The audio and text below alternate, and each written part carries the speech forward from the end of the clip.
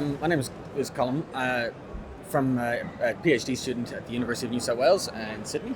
And so this is our domestic robotics team that you can see in the background, and we work on this robot here, which is a Toyota human support robot.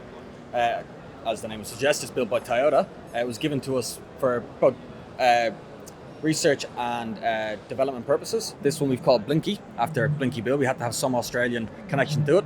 And yeah, as the name would suggest, it was built by Toyota.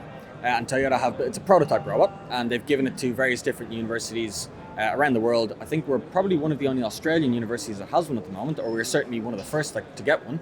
And they give it to you for research and development purposes. It's standard platform in terms of its hardware, so we actually can't touch anything hardware related. And so Toyota had a limited enough software API that it came with, and then from there we've just developed and added onto it, and we constantly give feedback to Toyota and let them know what we've encountered, things that we find positive and things that we find negative about the robot. And so it's quite interesting from our perspective as well to engage with Toyota in the kind of development of the human support robot that they're trying to put out at the moment.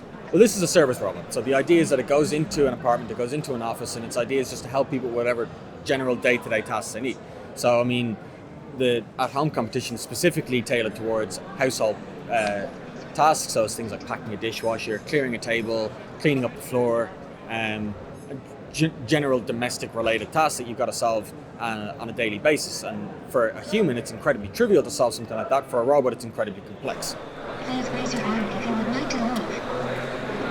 Very often a negative perception as to what the role of robotics and artificial intelligence will be in the future. People often think that robots are going to start replacing people. That's absolutely not what we're trying to achieve here. What we want to do is for robots to assist people. And that's what one of the main objectives and goals of RoboCup is to show robotics in a different light to people who necessarily aren't in the field of robotics.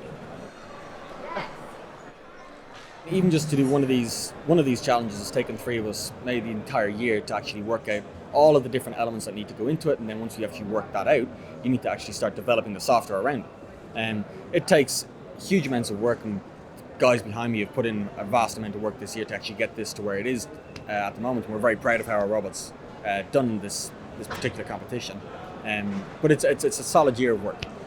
Human-robot interaction is predominant area where it's going to be used is in a domestic sense. And so my PhD is in the field of human-robot interaction and how humans and robots can engage in a way that's more natural, the way that humans and humans would interact with each other. And so that's for me what has been so interesting about it is the actual engagement and interaction between a person and a machine.